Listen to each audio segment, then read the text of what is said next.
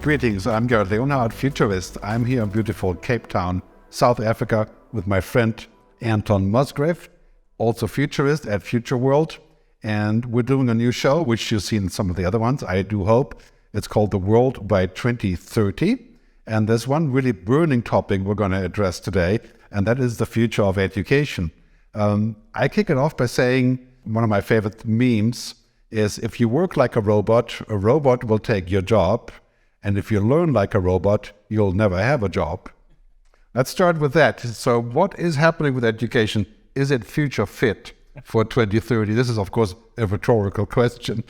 The answer is clearly no. But I think I was speaking at an educational conference in Barcelona a short while ago, and I said to the audience of educators from all over the world, you folks have the most important job on the planet, because if you mess up and don't get this right, it's the end of us. If we don't prepare young people with the skills, attributes, virtues to cope in a world of robots and artificial intelligence and so forth, then what have we got left to look forward to?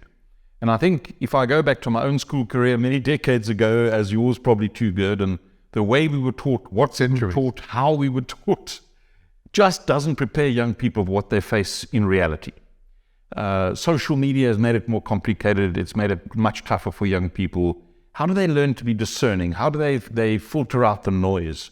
How do you stimulate curiosity?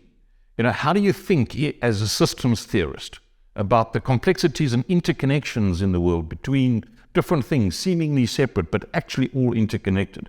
These are not things that we were taught at school. And I think today still, there's some superb institutions preparing young kids, but in essence, it's not happening. And we need to reboot that. Control-Alt-Delete. Yeah. Reset the system. Yeah, I think that when I look back at my own education, which was first University of Bonn and then Berklee College of Music, you can safely say that I learned by downloading information. Or in the case of music, I learned by memorizing the scales and memorizing the songs, and so downloading for later. And what we have today is that downloading today's information is first impossible because it's too much. A lot of the information that we all have is old, and like old case studies for MBA and so on. And really what we need to be doing is learn not just in case, but just in time.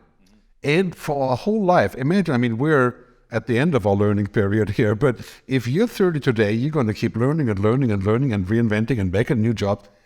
Research shows clearly, you've seen all of that, like 70% of the future jobs in 2030 don't even exist yet. Correct. They're only sort of a little bit here and there, just like social media now has 21 million people working in social media. Didn't exist 10 years ago. 12 years ago. And many other research says most of the new work, if it's not hands-on things, will be in the cloud, will be virtual, remote, and mixed mode, right?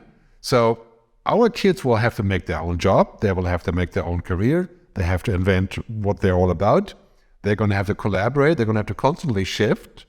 Everything that we've known about work and education is no longer going to apply. Right? And so really what's happening with education, and Buckminster Fuller, futurist, said this very fittingly, we go to school so that we can be de-geniused.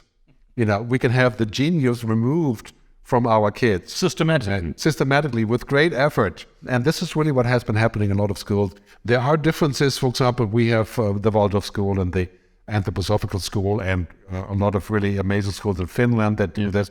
In Canada, we need different kinds of degrees, professional certification, lifelong learning, experience-based learning, and all that stuff is really dawning on people. The problem is, of course, education is run in many countries by the state.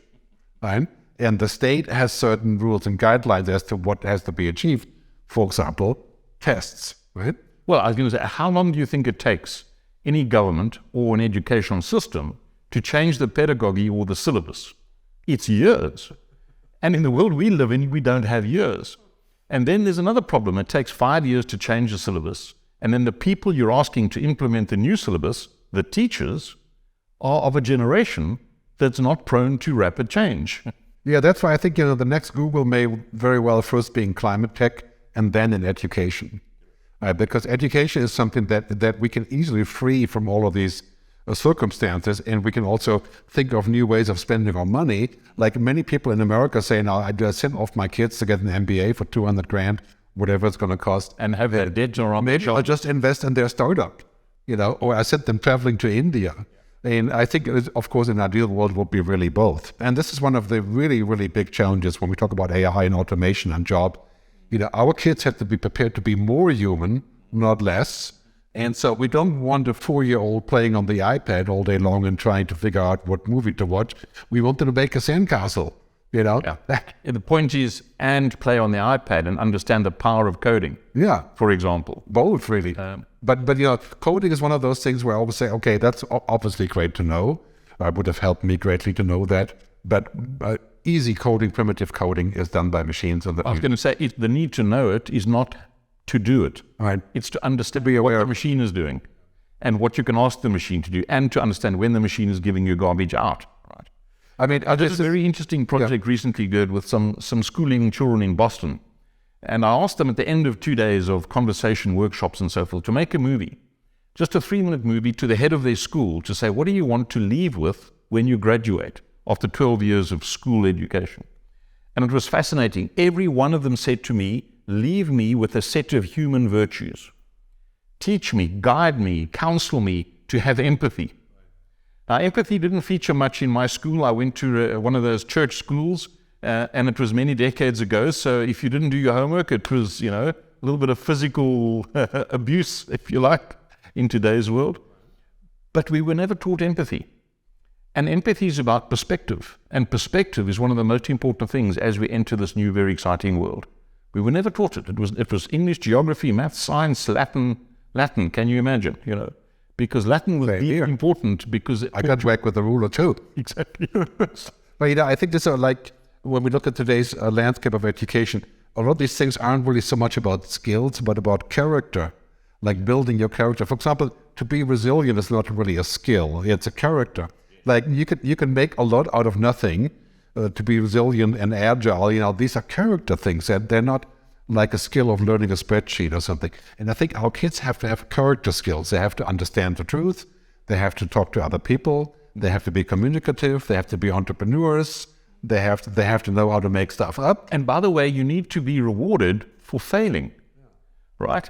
In school, you're penalized for failing. And I often say to companies as well, what's your failure budget? What's your risk budget? In other words, it's a metaphor for saying, are you experimenting, trying new things? And school kids, young people need to have that same sense of adventure. Let me experiment. Let me try new things. It's going to fail. So you get good grades for trying something different with curiosity and passion and application. That's important. But if you fail, it's fine. And you get marked for that. You get credits for that. Yeah. Yeah, I mean, there's a lot of things that are fundamentally broken.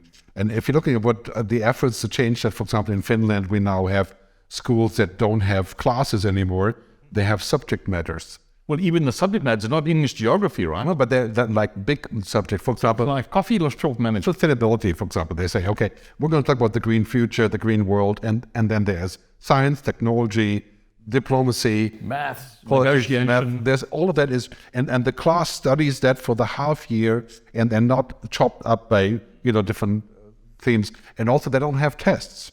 They have to basically show in some way by doing a project, for example, or making a film or something, or setting up a company that they've learned something. Yeah. And I think that would be very, very useful. And I always said we have to go back to the human-only skills, the human-only skills, and there are thousands, which, like ethical evaluation, negotiation, creativity, intuition, imagination, long list.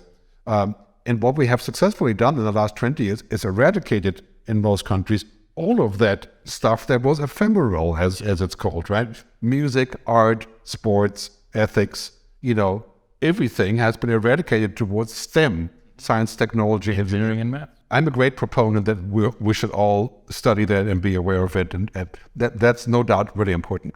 But it will not save the day or the future by having more engineers or more mathematicians or scientists. This is just something that is obviously a need when we have more computers and more technology. But really, in the end, our main jobs are going to be where the machines can't be, right? And that's the human-only job. So in an ideal world, I would say every scientist and engineer must study empathy, compassion. Right? You remember the Google project, Project Aristotle, I think it was called? Why do some teams in Google, remember everyone in Google super smart on STEM skills? Why do some teams always outperform others? And the answer was they have STEAM skills: science, technology, engineering, arts, and maths. And the arts was philosophy, collaboration, negotiation, empathy, working with humans. And those teams always outperform the other super equally smart people. And so I think there was a wonderful cover of the Harvard Business Review in 2015 on HR. And there was a picture of a bomb. And it said, HR should be blown up. And I think it should, in the old way of doing HR, right? The name itself is a problem in the modern world. But I think education as well should be blown up. And we should reimagine completely. How do we prepare our species for relevance in the world of 2030 and beyond? And it's going to be fundamentally different to the way we are today. The good news is that all around the developing world, with increasing connectivity, and today in 2030, everyone is connected with an intelligent device close by that's cheap and affordable, if not free. And so the content is available. But how do you think and behave and act as a human in a way that's valuable for society 5.0? And I think we can do that. But we need to blow up all the old models. Well, I think part of the challenge is that, we think of digital education or online training as a great solution, which I think it is, hardly speaking. But in the end, learning is something that's based on human things like engagement, experiences, relationships. And it's very hard to build a relationship with a screen or learning remotely in such a way, which is mostly about lower level knowledge, not intuitive knowledge. And the way that we learn the best is with others, actually going through the motion. Yes. The process of I studied philosophy, religion, music, I don't know, 15 years of my life. But I think I learned the most when I did the internet startup. In 1 week I had to learn about equity deals and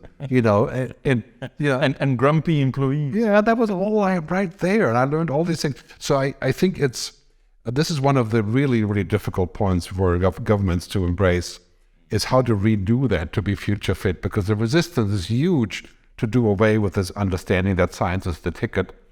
Of course, science is the ticket. Nobody wants to reduce science, but we shouldn't be reducing the humanities, as a result, which we have been doing in many places. And also we teach our kids and our students in our, from elementary school to be obedient sort of functionaries. And when you go to a lot of business schools, I teach in some business schools, it's just the level of wanted function is it's not about functioning. A computer functions, a computer is efficient. But it's because it's been systematically droned out of them. And I think another one of my personal bugbears in education, Gerd, is this concept of resilience, right? I mean, how do you teach a kid that it's fine to lose a three-legged race on sports day when you don't let them run anymore because you're concerned they may not cope if they were to lose? It's crazy, right? I mean, I say to my daughter, who's a chartered accountant, 30 years old, I say to her, you will likely be retrenched 5 times or more in your life. You will need to start again. You will get knocked down, and you need to have the ability as a human to stand up, face the issue, and move forwards positively. And yet we're creating these young kids where we remove the risk of failure. It's crazy. Yeah, I think that probably that will get worse before it gets better with education, as we're seeing that essentially we're educating them for unemployment. So you're getting out with the MBA, you spend a couple $100,000 on getting the MBA, you have high expectations, and you come out and you realize, what, case studies? No case studies. Just do stuff. Do stuff here and come up with something. And the other thing is going to be clearly, as work becomes just something that we do as a calling or something that we do less than we do it now, and less of a domination of life, it's also, education is about educating ourselves of what we want to be, not how much money we make. Compared to our generation, we study hard, we get a good degree, we work for a great company, we rise to the top, we make money. And then you retire. Right, we retire if you're lucky, otherwise you die, from a heart attack. But the model is broken, right? So yeah. The question is, how do you as an adult, having learned some valuable things and having done stuff, how do you then unlearn the things that made you successful in the past? You now need to unlearn to create new capabilities to stay relevant in the future. That's why I think the millennials or Gen Y are currently going through a lot of pain in realizing what they come from was not that useful to create their future. Absolutely. And I think it's going to be completely different for the Zillennials from the Gen Z and even before that, because they grew up in a digital world which opened up their dimensions to being a global citizen. And they're used to these rapid cycles of change. And they can easily say, okay, clearly I'm going to find a job if I focus on this, and they can also re-qualify. For the millennials, it's much harder because they know a world that's offline. To a large degree, they still remember that. That's where we came from originally. And they know a world of safe jobs and stuff, and they're disoriented. And we must fix this problem to get the millennials to go back into an education process to get them ready for the future, because they're going to have all the money and the power in most countries in the world in the next 5 years. And so that is crucial to me to get them back to education. And I think the issue for parents is to have conversations with your kids around the dinner table about the future context in which they will be operating, and ask yourself, what skills will my kids need in that world, the 2030 world, to stay relevant and valuable? And let's not forget the word happy. I mean, that's what humanist is all about. Let's be happy, Well, I think education is such a powerful topic. We're going to talk about it again. I think this is one of the cornerstones of how we can create the good future. Because I always talk about the good future requires us to teach our next generation how to invent it. So anyway, this concludes another episode of The Future by 2030 with Anton Musgrave in Cape Town and Gerd Leonhard also in Cape Town right now, generally in Zurich. Thanks very much for tuning in, and may the future be bright and live long and prosper.